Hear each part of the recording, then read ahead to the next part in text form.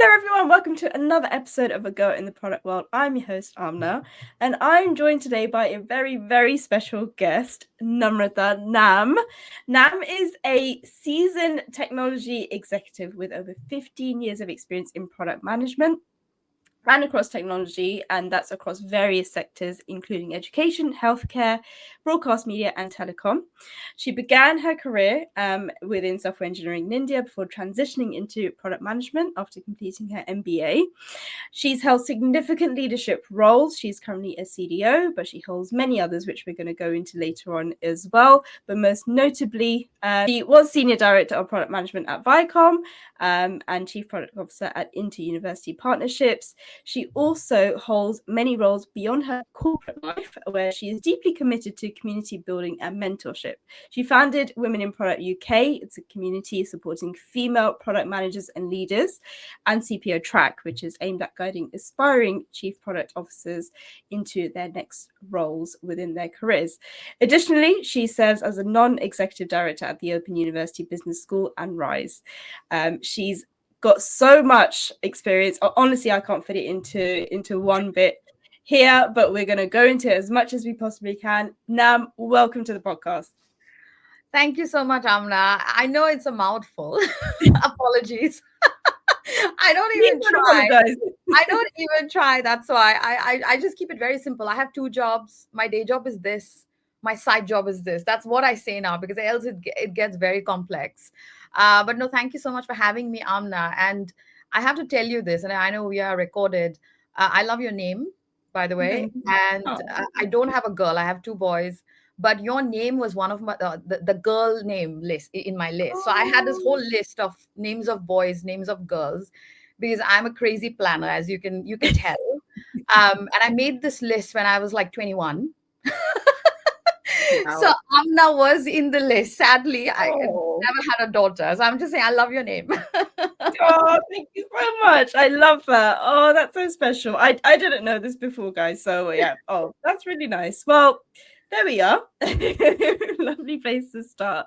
So Nam, please share with us. Let's get right into it. Please share with us your background and your career trajectory that's led to where you are today. So background, I'm from India, born and brought up in India. So I did my schooling, my undergrad, everything in India. I come from a small town, I would say, called Guwahati, which is in Assam, which is the northeast of India. So it's not one of the metro cities. It's not Delhi. It's not Bombay. It is quite a nice looking place. It's kind of like, it used to be like a hill station back in the days. Now, obviously, with global warming, no longer the case. But that's where I was born and raised, in a family which is very academic in nature. My dad, he was a senior exec, an engineer by profession. He did electrical engineering, during his time. He was very, very successful. And my mom was a teacher. She's just recently retired, but still pretty active in the kind of teaching circuit, I would say. So I have a younger sister who is 4 years younger than me. So she still lives in India, in my hometown, and she has a little family of her own. And yeah, we are quite a small family of four. And I went to an all-girls school, so always been a big supporter of women in general. And we are majority women. My family has me, mom, my sister. So my dad is a minority in the family. And so that's how we were brought up. So very full kind of female force. We were never made to feel that women were inferior in any way. We were actually the loudest voice in the house all the time. And my family, my broader family in general, we are all girls. Actually, there's no boys. We have, of course, I have cousin brothers, but mostly it is girls. So it's always been very kind of a female force, a female energy in the house. And yeah, and I did my schooling there, and then I did my engineering undergrad in computer science in a city of Chennai, which is a metro city. It's quite a big city in the south of India. So studied there for 4 years. Met the love of my life there as well in the classroom. Very easy. He sat behind me literally. So I married the guy who used to sit behind me, and used to borrow pens from me basically and pull my hair. So so it's as simple as that. The Department of Computer Science.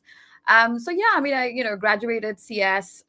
It was always a very sought after discipline. We went to a very good college, one of the top private engineering colleges of India.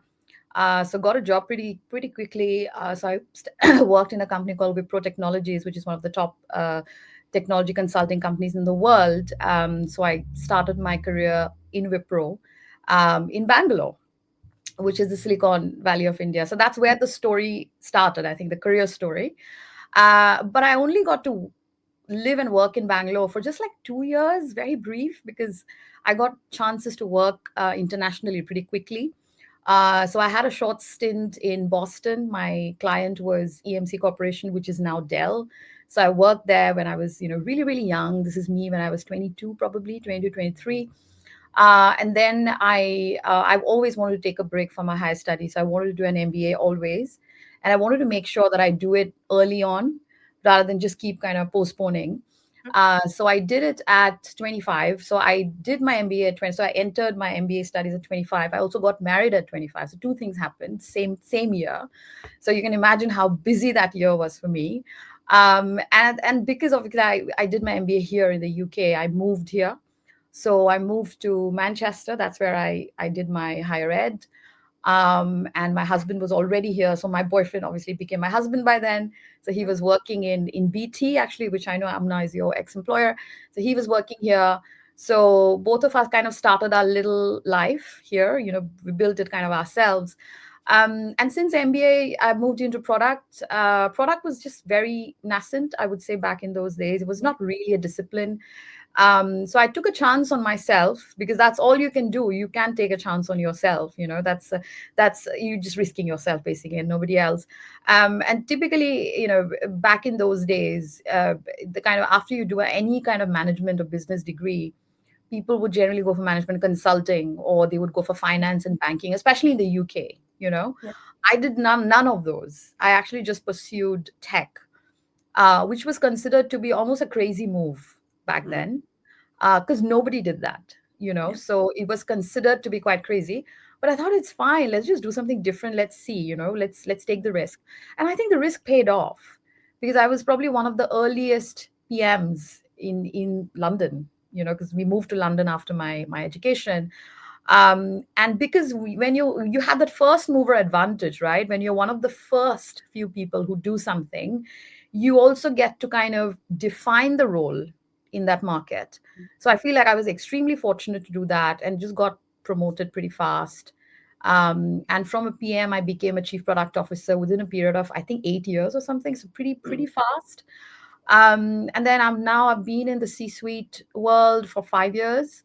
Mm. Have then done various different roles, various different industries. Some are very close to my heart, some are not, as it happens. And currently, I work as a MD and Chief Digital Officer of an education business, but we operate in the oil and gas sector called the 3T Group. So I manage 3T Digital, which is one of the businesses within the 3T Group of companies. It's a very different role. Obviously, it's not product. I don't run product anymore, but of course, I overall I'm accountable for everything. So it is quite a step change. It is a lot more work.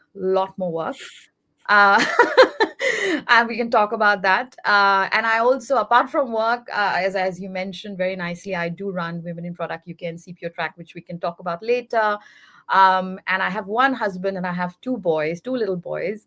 One is 7-year-old called Arohan. The second one is 2-year-old called Arvik.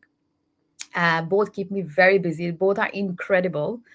And now, as it so happens in life, I am the minority in the house because I've got three men in the house and it's me. So I can totally feel my dad now. Finally, I can feel how he felt.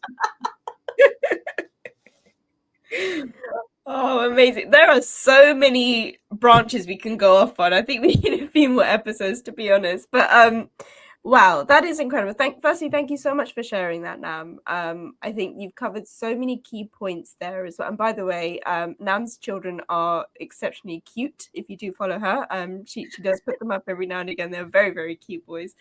But it's incredible. And I love how you touched on, you're one of the first to say you can define the roles almost as well. And that goes very nicely into my next question about kind of moving through those stages. Um, but firstly, I just want to congratulate you on what you've done and achieved. I think it's incredible, and I do have to share with everyone. I did meet Nam at one of her events for Women in Product. We met, we got talking from Yeah. there, and it's just incredible. I've been in product myself for nearly a decade. I had never experienced an event like that, and I just knew, I was like, I need to speak to Nam. I need to know more about her because this is incredible. And every subsequent event that I've been to has been as good. So yeah, if you don't know about Women in Product, go check it out. Go to the events. It's really, really good. So now on to the next question. You're now a CDO. Yeah. You've previously been a CPO, and you've been on that C-suite level for, as you said, for 5 years. You've had a phenomenal career, thus moving up the ranks within product. I really want to know what transitioning through these stages means in terms of skills, particularly when you reach that CPO Yeah. level. What are the main things that changed for you? I think, first of all, I would advise everybody to do a business degree in life if you can. It doesn't have to be a full blown MBA, because I know financially that can be a lot. And actually, to be honest, if somebody told me to do an MBA today, I don't think I'll do it. Mm, Only because I have got a mortgage, I've got kids, I've got just so many things around me. When you're like 25 years old and you don't have any dependencies, really, it's pretty easy to do these things, right? So I would say there is a certain time period for these type of things, right? And once that time is gone, it's very hard actually to fit that yeah, within your life schedule. But at least some sort of a refresher course or something like that on P&L management, financial management, I think I would highly recommend that to anybody who works in tech and product in general. Because when I started business school, I remember they were talking about FDI, my one of my first classes, and we just kept nodding our head. I kept nodding my head. Yeah, yeah, okay, okay, okay. I had no clue what's FDI. And I asked the guy next to me, what is FDI? And he's like, foreign direct investment, and gave me a look. What the hell? Who are you? But the thing is, I came from a development background. I was a computer science engineer, a very binary thinker. yeah, And all of a sudden, we're talking about FDI, we're talking about policies, and we're talking about all that. So it's kind of Greek and Latin. So it was a massive, like, steep learning curve for me, yeah, actually. So it's the same thing in products, right? So the same thing I'm saying is because every product role is very different. I would say as a PM, say a lot of yes as a PM. I would say when I say yes, as in terms of opportunities, yeah, and that's what I did. So my PM roles were actually in a company called Truephone, where it was kind of a business analyst PO type of role, even though the role wasn't defined, because back then, honestly, it wasn't defined very well. But I was part of the change program, like change team, business change team. And honestly, I said yes to every single thing that was thrown in my way. mm, And I got a reputation of someone who just gets shit done, really. And I think that is important, because my bosses, they really believed, they started to believe in me. I was also one of the youngest people in the team, but I got very close to my line manager, in terms of, he really believed in me, that you're young, but like, you're very capable. That's what he used to say to me. Which is great at that age, when someone trusts you and someone has the confidence. I think that's a huge thing. And I think the confidence is very important, because once people trust you, and they feel you're credible, the world is your oyster, really. So as I kind of grew up in mm, that role, I joined startup along the way, a very, very popular startup, which you can see it on my LinkedIn. Different industry, never done startups before. So that was a massive learning curve for me. And I feel like I grew by 5 years with that experience. I mm, think age wise also, suddenly, it's like it really kind of drained me out in terms of the learning and the work that we had to do, because we were working crazy hours. But at the same time, it was a completely different challenge. Working in a startup is very different from working in a corporate, because my experience was very corporate until then. And it was, again, I was challenging myself with a new sector. So I've always challenged myself with new sectors, and that's something you will see in my profile as well. And that's intentional, by the way, that's not accidental. yeah, So I would say every role you learn something new. And also, when I accept a new role, I think about it from a career story perspective, mm, that okay, after 10 years or 20 years, when I'm writing this book about my life, which I think I will have to write at some point, what am I going to write about this job? Where will that fit in? I always think in that way. It's very kind of, Yeah. future. It's very, very much future focused. That's just how the way I am. And if I feel that actually this role would not add value to that story, I wouldn't accept a role, Yeah. if that's the case. So I only accept a role, or I only pursue a role if I feel that that's going to add something to my life story in general, life and career story. So I do try to challenge myself with different flavors of roles, which makes my CV more and more and more diverse. Yeah. So challenging yourself with different sectors, different platforms, like who's your user? Is it B2B or B2C? These are two different types of things. So don't stereotype yourself as just a B2B person. Try to do something consumer as well. And as I said, the right thing will pick you along the way. You will find yourself more inclined towards one thing or the other. Like I have learned by mistakes, learned by experience, that I am more suited for a corporate environment. I don't think I'm a startup kind of a person. Mm. I think I can work at a startup if I own the startup. It has to be my startup, then yeah. Your But terms, love it. if it is not my startup, I don't think I can work in a startup. It's just I don't have that personality. Yeah. So I feel I'm more suited for corporate environments, companies which are mature enough and are probably going through a massive growth stage, expansion, maybe international expansion or whatever, or they're probably going through a transformation or a turnaround. Yeah. I've done a bunch of transformations and turnaround now. My current job is a turnaround as well. And these are incredibly hard, but there are very few people in the market who've done these type of things. There's only a few. So I feel like that's kind of my niche. So you Yeah. need to be broad, but also at the same time, you need to find your niche, or the Yeah. niche will find you. It's Yeah. always like that. And that's the best way to kind of grow in your career. So yeah, I mean, I'm incredibly proud that I've worked in, I think, 4 or 5 different sectors so far.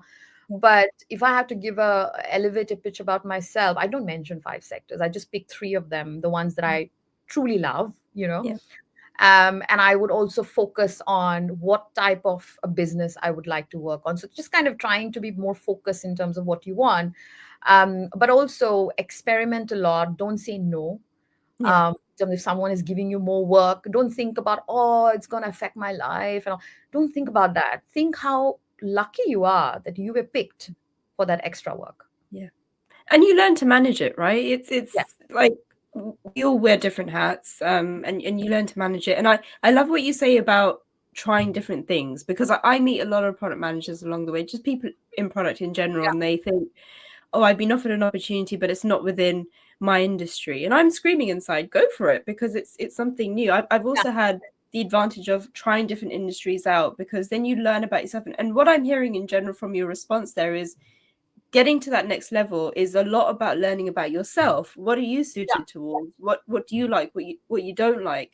And you're able to then make an assessment. Like you say, the niche Mhm. picks you, because really what you've done is you've recognized where you fit in very well. And I think that's very important for people to take away is don't say no to things. Just try things out. If it doesn't Yeah. work out, it's really not the end of the world, right? You've just learned No. something about yourself, which is extremely important for people to realize. Cool. So yeah, thank you so much for that, Nam. I'm gonna move into your, I guess, dive a bit more into experiences of highs and lows. So you're very passionate about your product career, and you celebrate many successes, which no doubt has brought on many highs and lows.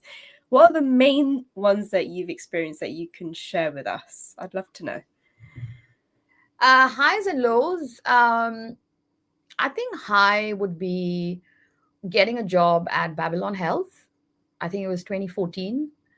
That was a high for me because I was very excited. I had never worked in a startup before. I had to change my entire wardrobe because I used to wear business suits and stuff, like really quite formal, but like stylish Yeah. formals and heels and all of that, right? And the vibe at Babylon that time was very casual. First of all, it's a startup. It was a startup that time. And it was let's break things and this and that. It was one of the coolest startups out there. We were along with Wise and Monzo was Mondo that time. And they are younger than Babylon. Actually, they came later on. But anyway, Wise, Mondo, and all of those were the names that people were aspiring to work at. So I would say that was a life-changing experience. Healthcare, new industry, never done anything like that before. And first time I was also working in a consumer product, because back then actually Babylon started as purely a consumer product and then later branched into other things. So until then my experience was in mostly media. That's what I had mostly done, media, telco, similar to you actually, Amna. So media, Yeah. telco, and B2B, very B2B, you know. So it was my first time doing B2C and apps and healthcare at the same time, and of course I had to change my wardrobe, which was a project in itself. So I would say I would say that's a high, it's a career high, because I think since then my kind of career has it's been on a rocket ship, you know, Yeah. touch wood, but it's been like that since then. So I would say that was a high.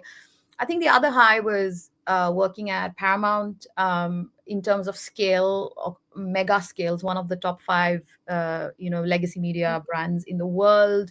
It's an evergreen brand. You know, you will never forget MTV, you'll never forget Nickelodeon, you know, that kind of stuff.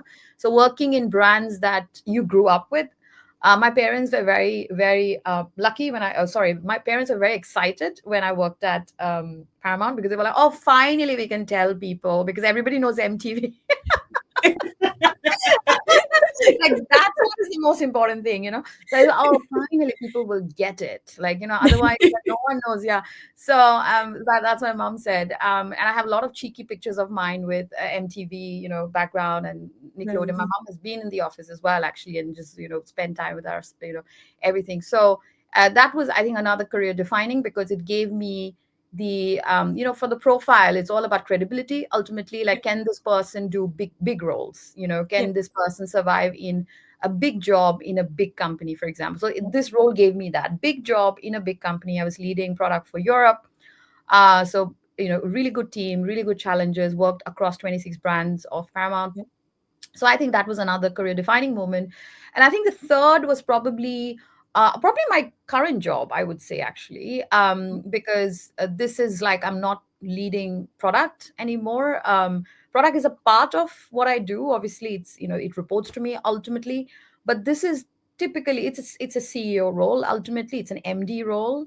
And it kind of puts me into a very different trajectory in my life. Actually, I had promised my dad I'll be a CEO before 40 when I was 10 years old. I don't know if anybody remembers. I remember because I promised. He's not here, unfortunately, to hold me accountable, but it's a conversation between us. Yeah. But I had actually said that to him. So I was quite happy that kind of suddenly, you know, the role found me. Again, this role found me rather than me finding the role. So I just feel like what you want in life, it somehow happens though. So make Yeah. sure, so be careful what you wish for. That's also there, you know, because it does happen, you know. And make sure you manifest it. So I would say this is another life defining role. I think it's a very interesting role for me, and it's within a part of a group of companies, which actually makes it even more exciting. So yeah, I feel like these are the three life defining ups in my life. I think in terms of downs, I think the biggest down in my life is losing my dad. You know, I lost him Mm. when it was 2019, sorry, 2009 when I lost him. So I was super young. So this is Um, before I got married. So he knew that I had someone in my life. So yeah. I'm very happy that he knew that and he had met him, but he couldn't see my wedding. He couldn't see my kids, you know, all of that, right? And he Mm. couldn't see what I did with my career, you know, Yeah. because my dad was the biggest force in my Yeah. career. So kind of all of the things I do, it's because he dreamt of it when I was Yeah. like little, you know. So I think that was the biggest low of my life. And I think that will be the greatest low. I don't think any other grief can kind of compare with that type of grief. Yeah.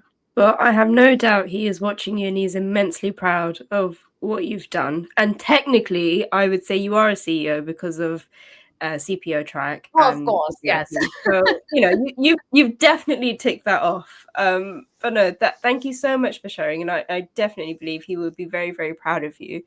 And also there was one thing that I wanted to say is throughout this conversation and throughout your experience, what someone will be able to observe is you're a typical example of putting your career first rather Yeah. than your job, which is something Oh, that yeah. a lot of people forget to do. And like the fact that you're thinking backwards from your book of, you know, what's the value of taking on this role? How is that going to play into my story? I think everyone should be doing that. That is so, so important because, hopefully we'll all get to retirement age one day, Yeah. and you're going to look back, and ideally you'd want to say, my career was a journey. It all kind of made sense, as opposed Yes. to, well, I took on this role because, well, I didn't really think about it. One thing was Yeah. good about it. So I think that's a very powerful and important message to put out there, especially for women as well, because Yeah. we don't always think like that. We're always very, you know, we sometimes define ourselves in terms of what our job is, and we Yes. feel very much like we've got to stick it out and be very grateful that we've got this job, when that shouldn't be the case. No, no, no, absolutely not. And I've always been a strong believer of that. My career always came first. Yeah. That's just the way it is. And I think the last 2 or 3 years, especially in the tech industry, I'm sure people have learned the lessons now, because you are not married to your job ultimately. Because when the market is not good and things are not looking up, there will be layoffs, right? People will be made redundant. You will lose your jobs. So if you're married to your job, if you are too passionate about it, like in terms of your job title and your employer Yeah. and all that, you might lose it anytime, really. And that could be that could be immense grief for you. I mean, it could be like a proper shock to the system if you're Yeah. too attached to it. Yeah. And I know people who are kind of too attached to it, and they find it very hard to move on. So I think, yeah, and you're very right, especially for women, because when I was changing roles, and I have changed quite roles, even early career, there were people who kind of acquaintances, let's say, or people who I kind of knew, who were quite judgmental about it, directly or indirectly, like, oh, Yeah. you're changing jobs all the time. Yeah. Why can't you just work in a large company and just be like comfortable? Like, why do you have to keep moving around? I mean, these are the comments I used to get. I don't know where those people are now, to be honest. Yeah. I haven't bothered keeping in touch. But it's just people will say things, don't bother. I would say, I mean, your life, your career is your own. And as I said, the only risk you can take really is on your life, on your career. That's yours, really. You're not putting anybody else's life in trouble by doing that, right? So I would say just go for it, because what you don't want to do is you don't want to regret at the end Yeah. of your life, at the end of your career. You don't want to regret, oh, I should have done this, or I could have done this, because time doesn't wait for anyone. So I don't like regrets personally. So yeah, I would absolutely advise everybody, especially women, to keep, think about your careers first, and maybe then your job. Yeah. No, I love that. Completely agree. Right, we're going to come into something about our backgrounds a little bit. So there's something that we both share, which is we come from a minority population. You're from India and moved to the UK. And sometimes it can be hard as a minority Yeah. to not just survive, but also thrive in such a competitive Yeah. environment. And it's something we're all too familiar with. Mm. What's your take on it? And I think, like, for me, even though I was born and raised here, Mm. there are some things that I've come up against in my career that are very much down to my Yeah. background. It's unfortunate, but it happens. It's the environment we're in. We have something called unconscious bias as well. Yeah. So I wanted to know, what's your take on it? I think, there are two ways to it, but I think obviously as a woman, then you're a person of color, and then you're kind of minority ethnic. So there's three things Yeah, working against us in a way. But actually, the way I see it is that I have reached this position in spite of that.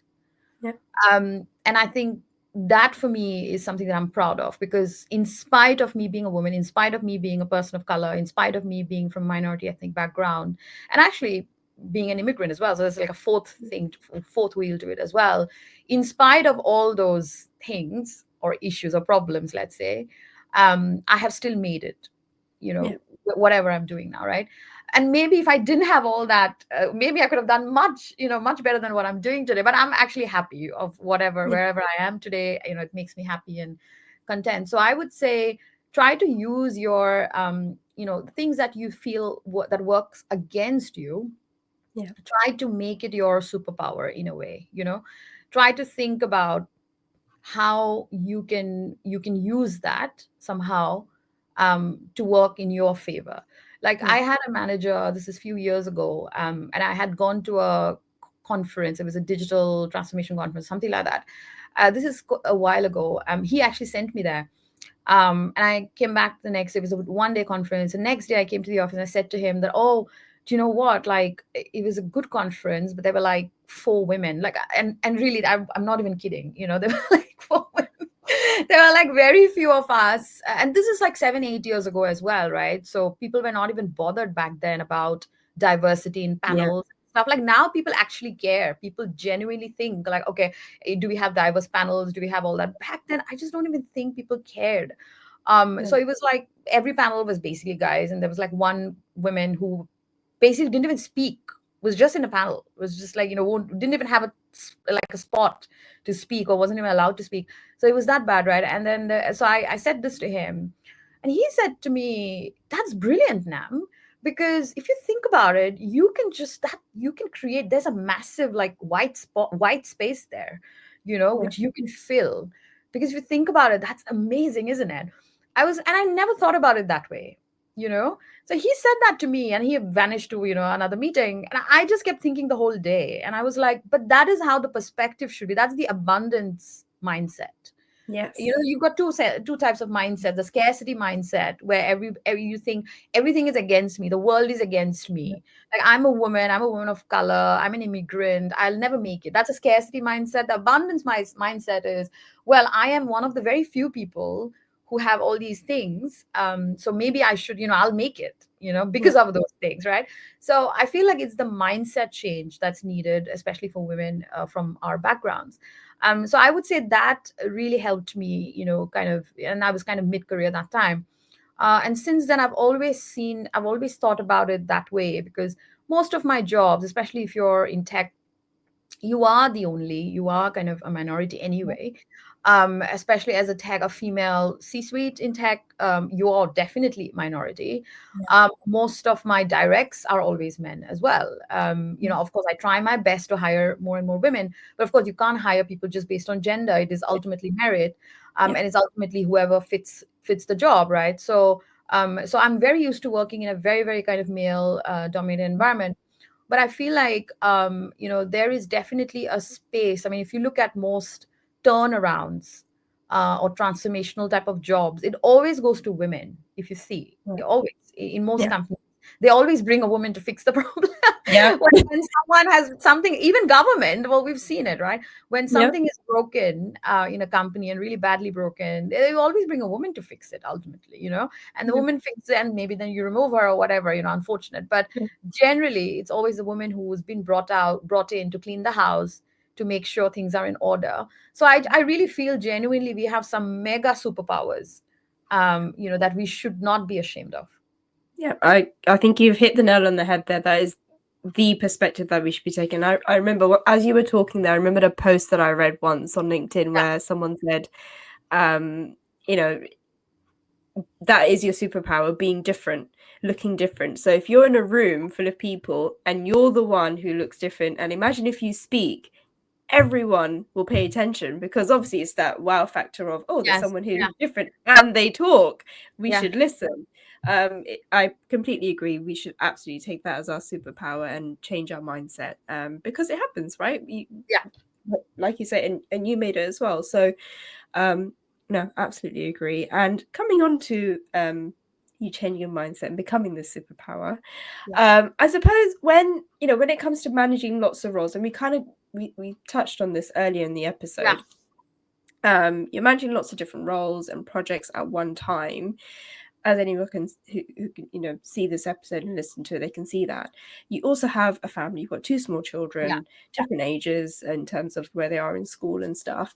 And I'd love to know, like, how do you do it all? And I ask this question more because I speak to a lot of women who have ambitions. There's always that, I would like to do this in the future, yeah, but I don't have time, etc. So I think a lot of us have ambitions that we would want to see through. So yeah. how do you manage it all, thinking about all the different women that we come across who also have aspirations? How would they do it? That's a great question. We actually have an event in Women in Product. We have an event sponsored by Flow Health, which is a female company as well. It's on the 27th of March, where we are going to discuss exactly this. It's about work-life integration, which is a topic, very close to my heart. So again, first of all, it's not work-life balance. If you're serious about your career, I think it's work-life integration. Yeah. For example, my work diary is also my personal diary. Yeah. So I put in works, personal things in there whenever needed. So if I have to go to a doctor or have to go to my son's school or whatever it is, it is in the diary. So you can't have two separate diaries and then the diaries kind of clashing with each other. You can't do that, first of all. Secondly, you need to be very good at boundary setting, and you need to say a lot of no. I say so much more no now than like 5 years ago. So, for example, when I was trying to build my personal brand and just kind of speak at events and stuff, I would mostly say yes. Let's say not 5, 6, I would say 7, 8 years ago when I started speaking, because speaking invites were few and far back then, right? Because I was still new kid in the block. So whenever I would get an invite, I would most likely say yes, and I would make sure it happens. Now it is always a no. It's not because I'm arrogant, it's not like that, but it's just I don't have the time, because saying yes to something means I'm saying no to something else now. Yeah. So I just have to say a lot of no, and then so it's a no first, and then I have to select, okay, which are the things in this big list that I will say yes to. So it's Yeah. a very different perspective. So I think that is important. So you need to be comfortable in saying no to people. And it's actually not a no, it's more like not now. Yeah. So I never say completely no. I always say, well, not this time, maybe in Yeah. the future I'll try, and something like that. So that's another thing. Second thing. And third is just compartmentalizing your life is very important, right? You can do multiple things. I don't think it's impossible. You need to be a multitasker as well. Like, again, everybody's not a multitasker. Yeah. I do incredible, like I work very hard. First of all, I do crazy hours, and as you might guess already, but I'm also like very resourceful when it comes to time. Because Mm. a lot of my, let's say, the community stuff happens on WhatsApp. It's on the phone, a lot of those things, right? So if I just get a moment, even 2 minutes in between, I know that I need to post these things Yeah. in the group, I would just post it. It honestly just, and I type very fast, obviously. So it only takes like a few seconds. So there's these kind of little life hacks, right? Type fast, or like that kind, like just keep your content ready in the notes section of your mobile or something like that. So I do a lot of that. So I schedule a lot of emails. I was actually talking to someone yesterday in the Monzo event, how I, because they were asking me about this actually. I schedule a lot of emails. So 9 a.m., don't be surprised to get a lot of NAM emails. So I don't actually send it at 9, by the way. I do it at night before at 1 a.m. or something like that, because I do Yeah. work quite late in the night, because I have to. I've got a young Yeah. family. So I do schedule a lot of emails. I schedule chats if possible. If the platform has that feature, I would do Yeah. that. So be resourceful in terms of the time that you've got. And it is sometimes you cannot actually balance everything. It is sometimes some Yeah. few things will fall off, right?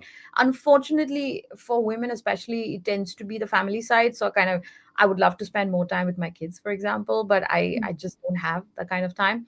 But evenings, I'm obviously with them. The little one, I mean, I have a 2-year old. He cuddles up with me in the bed, for example, midnight. He'll always wake up in midnight because he wants mommy cuddles. And then, so I love those hours, honestly. He's with me, and then we wake up and he's like playing with me. So, I mean, those are precious moments. And then similarly, weekends, I don't work weekends. I've never actually worked weekends. Well, touch wood. I might check a few emails here and there, but that culture of working weekends is not in there in my house or in my family. So weekends are purely for the kids, for my husband. I think the people who are neglected the most is my husband and myself, actually, to be honest. And he knows that. So because everybody else comes before us in a Yeah. way. He's like the last person, and then actually I'm not even in the list. It's like that. So it's that's just how it is. But bear in mind, it's a phase, because your kids Yes. are not going to be kids forever. Like my 7-year old is like a mini adult already. Like I really don't have to spend much time on him. He does his own homework. He eats his own food. Like he does a lot of things himself. So I don't have to like really look after him that much. And a similar way, once your kid's up to kind of 10 plus or even higher, like 15 plus, let's say, you kind of get your life back. And I've seen that for my parents. I've witnessed that, Yeah. so I can tell you that that happens, because I'm sure all of us have witnessed that in our own parents' lives. So good days do come back. It just kind of, it's a matter of time. I think the phase of life where I'm in at the moment, with young kids and quite a demanding career, I think this is the most challenging time of my Yeah. life right now, from a time perspective and from a priority perspective. But I feel like even after 5 years, life will be much better than what it is Yeah. today, you know Yeah. so you need to just figure out what's the trade-off, because your career also doesn't wait for you that long. I mean, things will get delayed, right? So if you decide that, let me just take a career break, raise the kids, that's fine. But the thing is, by that time, you need to be mentally strong enough not to compare yourself with your peers, because there's a Yeah. very high chance your peers have gone up much Yeah. ahead of you in their careers, because you've taken like a 5-year break, let's say. Yeah. So as long as you're okay with that, it's fine. But Yeah. if you're not okay with that and you're still comparing yourself with others, then obviously that will not end in a very good scenario for yourself. Yeah. No, I love that. I love, and again, it comes down to knowing about yourself, right? If you know you're someone who is strong enough to be able to do that, then that opens up other doors for you. If you know that you can't, you're very competitive, then it tells you about you, because our personalities are pretty set. It's all, Uh, yeah, exactly. It's a personality, but and also one thing I didn't mention is always ask help. Always hire help as well. I mean, if you have family in the same country where you live, you're obviously, you don't know how lucky you are. If you've got your parents, your in-laws, or some sort of family. Because for me, we don't have, like, I don't have my in-laws here, I don't have my parents here. So for mm, us, it's all paid help. Which adds an extra level of complexity, because everything is, yeah, we do have help, but every single minute is paid. It's paid help. yeah. Yeah. Which means that for me and my husband, we just need to make sure we earn a lot. We have to earn a lot. There's no other alternative. Like, Yeah. that's the only option, Yeah. that we can move, have a proper life, have good kind of balance in a way. So that is an added layer of complexity. Yeah. So again, there are options. You can bring your parents if they're willing. Mine Yeah. wouldn't obviously settle in another country, but there are parents who do. Or if you feel like, okay, I don't want to go for paid help, then you just have to compromise on your career, Yeah. probably. Yeah. Yeah, no, it's a very good point, and thank you for sharing that. By the way, because not everyone is transparent about paying for help as well, and because I think there's a bit of a stigma there. So thank you for sharing that. But it's a very important thing, specifically for women, of thinking, what do you want your life to be like if Yeah. you are to get married, have children. It is very important, because we have a certain standard of life, and you want to live nicely as well, right? I know we're going like completely off topic, but you want to live nicely. You don't want to be always compromising on things No. all the time, right? You Yeah. want some peace of mind, and if it means paying for it, well, that's it. Well, then, Yeah. if that's the case, well, you've got to change jobs. Then sometimes you Yes. may need to change career. So, no, I thank you for being transparent about it. I think it's a very important thing for women to think about. Well, everyone, but I think women in particular, because we become the default carers for our Yes. children, or Yeah. like parents or whatever it is. So thank you for that. Well, you've given tons of advice now throughout this episode, but I want to dive into the one piece of advice that you've ever received, or your own advice that you'd like to share with the world. Oh, advice that I have received. I don't know. It's just, oh God, there's so many. It's very hard to select. Um, I think it is just, what was it? Uh, Something, I'm just trying to come up with the best one, because I've received tons of different advice. I think the Imagine. best ones have generally come from family, I would say. Like, I mean, some of the things I've shared, like some of my previous managers have said few things, which has kind of resonated with me.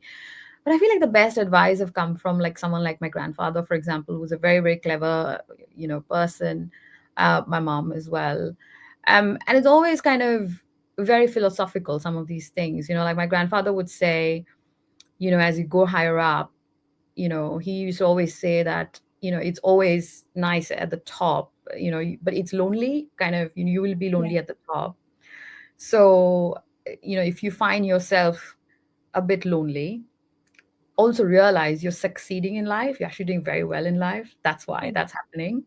Yeah. Because as you start out in your career as a graduate, I mean, we all be, I started, my first job was a grad scheme. I'm guessing yours is probably the same. So those are the best jobs, right? Because you've got Yeah. so many friends. Yeah. Everybody's a friend, right? No one's like competing really with each other because everyone's so happy just to get a job, just to work. So it's like you're like a gang, you're a group of people, you're hanging out with a whole entourage, and then slowly, it self-selects, isn't it? Your careers, everybody's not going to get that promotion, so kind of slowly you just get promoted, and then you go to the top, and then at the top there's only this much space. Like if you look at the building, right, like you think about the Shah, there's only few people you can fit at the top, right? So that's what my grandfather used to say when we were very small, to be honest. He used to always say that when you look at the buildings, there's only few people fit at the top because only few people can make it. Not everybody will make it to the top, and it's also lonely. So if you find yourself lonely, it's not necessarily a bad thing. It's just you're doing very well in life. Yeah. Stuff like that he used to say, and I think it still resonates with me because it's very wise, very clever, and he was a writer, so obviously he had a way with his words. Yeah. So I remember those things. I think those were amazing kind of lessons. A lot of lessons in leadership and management has actually come from my grandfather in my life. I've learned more from him than business school. So and a lot of things I realize now than I did that time because I was so small. Half of the things I didn't probably understand, right? So I think that was the best advice. And again, it's a choice. Do you want to be at the top of the building? It's your choice. Everybody might not want to be at the top.